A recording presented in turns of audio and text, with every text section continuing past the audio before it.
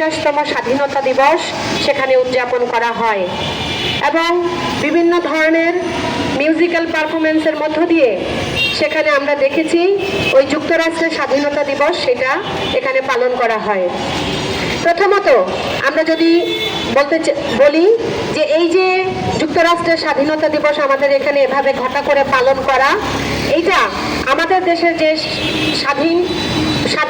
স্বাধীনতা এবং আমাদের এখানে যে সার্বভৌমত্ব, এই সার্বভৌমত্বের উপর এটি একটি আঘাত। এবং সেক্ষেত্রে আমি যদি বলি এটি বাংলাদেশের জন্য, বাংলাদেশের মানুষের জন্য এবং জাতি হিসেবে বাঙালির জন্য এটি খুবই লজ্জাকর একটি ব্যাপার।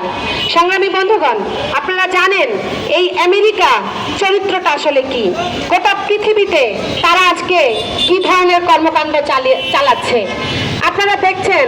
একের পর এক বিভিন্ন দেশের সাথে তারা যুদ্ধ পরিচালনা সেটা করছে। আপনারা দেখছেন সেখানে ইরানের উপরে কিভাবে ওই আমেরিকার মদদে ইসরায়েলি যে হামলা, সেই হামলায় সেখানে আমরা দেখছি কিভাবে শত শত মানুষ সেখানে বিধ্বস্ত হয়েছেন, মারা গিয়েছেন।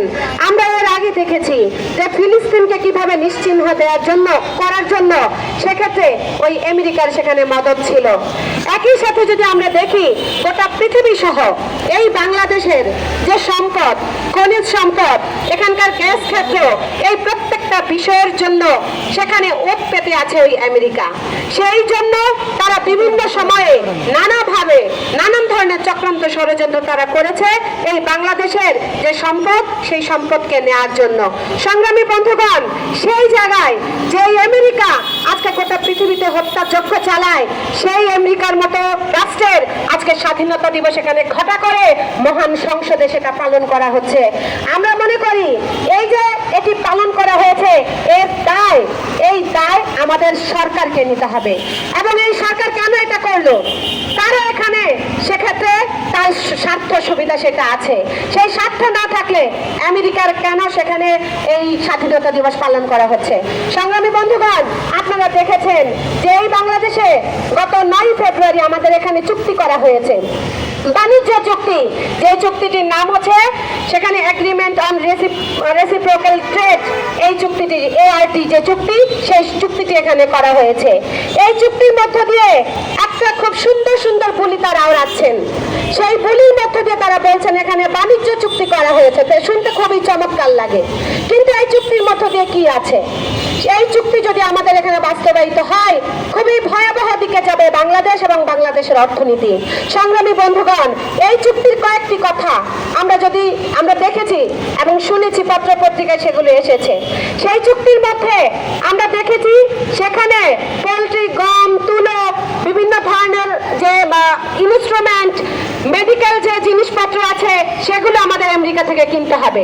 তাহলে একটা দেশ থেকে আমার প্রয়োজনীয় জিনিস আমি কিনতেই পারি, কিন্তু সেই কেনার ক্ষেত্রে তাদের উদ্দেশ্যটা কি, লক্ষ্যটা কি? সেই জায়গায় আমরা দেখছি যে সেখানে আমেরিকার কাছে আমাদের বাধ্য থাকতে হবে, বাধ্যতামূলক আমেরিকার কাছ থেকে আমাদের বিভিন্ন পণ্য কিনতে হবে। সেই জায়গা থেকে এই চুক্তিতে সেখানে বলা হয়েছে, এই চুক্তিপত্রে 179 বার সেখানে শ্যাল ইংরেজি শব্দ ব্যবহৃত হয়েছে। এই শ্যাল শব্দটি থাকা মানে হচ্ছে সেখানে বাধ্যতামূলক আমার তার কাছ থেকে আনতেই হবে।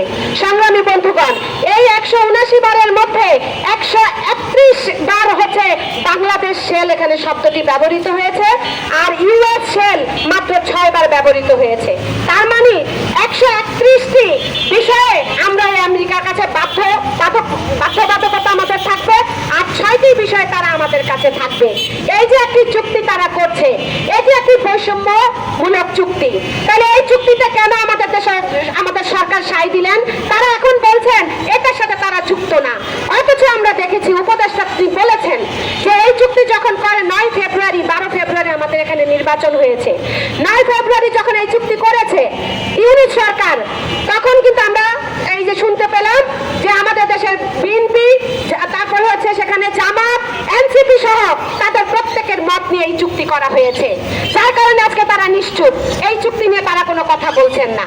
অথচ এই চুক্তিটি যদি সেখানে কার্যকর হয়, বাংলাদেশের মানুষকে তার খেসারত দিতে হবে, আমাদের পকেটের টাকা সেটা আমাদেরকে দিতে হবে। আমরা অনতিবিলম্বে বলছি এই যে চুক্তি, এই চুক্তি আমেরিকার সাথে যে গোলামির চুক্তি, এই চুক্তি যদি বাস্তবায়িত হয়, বাংলাদেশকে গোলামি করতে হবে আমেরিকার। সংগ্রামী বন্ধুগণ, আমরা একটা স্বাধীন দেশ, যেই দেশ 1971 সালে 30 লক্ষ মানুষের বিনিময়ে এই দেশকে আমরা স্বাধীন করেছি, তাহলে সেই দেশ কেন একটা অন্য দেশের উপরে সেখানে গোলামে পরিণত হবে? এটা কোনোভাবে মেনে নেওয়া যায় না। যার কারণে আমরা বাসদ সহ বাম প্রগতিশীল সংগঠন আমরা এই চুক্তির বিরুদ্ধে দাঁড়িয়েছি। সংগ্রামী বন্ধুগণ, এমনই সময়ে বাংলাদেশে সেই যুক্তরাষ্ট্রের সেই যে হত্যাযজ্ঞ চালায় যেই দেশ, যে সাম্রাজ্যবাদী দেশ, যার কাজই হচ্ছে চক্রান্ত ষড়যন্ত্র করা, তার স্বাধীনতা দিবস আমাদের এখানে পালন করা হয়। অথচ আমরা যদি দেখি এই মার্কিন সাম্রাজ্যবাদ যখন আমাদের দেশে যুদ্ধ পরিচালনা হয়, যখন যুদ্ধ চলে, সেই যুদ্ধের সময় কিন্তু তারা পাকিস্তানের পক্ষ নিয়েছিলেন। পাকিস্তানের পক্ষ নিয়ে তারা সেখানে সপ্তম নবহর পাঠিয়েছিলেন পাকিস্তান যেন আমাদের সাথে যুদ্ধ করে তার জন্য। আমরা দেখেছি সেই সময় সোভিয়েত ইউনিয়ন, সমাজতান্ত্রিক সোভিয়েত ইউনিয়ন, তারা বাংলাদেশের পক্ষে দাঁড়িয়েছিলেন এবং তারা সেই সময় কিন্তু আমেরিকাকে হুঁশিয়ারি দিয়ে বলেছিলেন, আপনারা যদি পাকিস্তানের পক্ষে দাঁড়ান, আমরা বাংলাদেশের পক্ষে দাঁড়াবো। সেই জায়গা থেকে আমরা দেখছি সেই স্বাধীন দেশে, সেই স্বাধীন ভূখণ্ডে, যেই ভূখণ্ডকে তারা পাকিস্তানের জন্য সেই দিন লড়েছিল, তারা তাদের স্বাধীনতা দিবস আজকে আমাদের দেশে পালন করা হয়, স্বাধীন দেশে পালন করা হয়। আমরা তার ধিক্কার জানাই।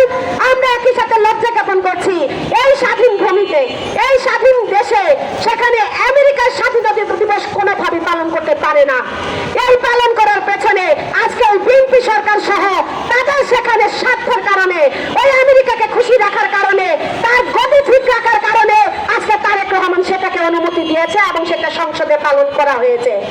আমরা তার ধিক্কার জানাই এবং একই সাথে আমরা বলতে চাই, এজন্য এই স্বাধীন ভূমিতে বাংলাদেশের জনগণের কাছে আপনাদের লজ্জা যে সেখানে লজ্জা যে হয়েছে, তার জন্য আপনাদের নতি স্বীকার করে ক্ষমা চাওয়া উচিত এদেশের জনগণের কাছে। এবং সেই কথাটি আমরা বলে আজকে যে মার্কিনীদের সাথে যে অসম বাণিজ্য চুক্তি, যে গোলামি চুক্তি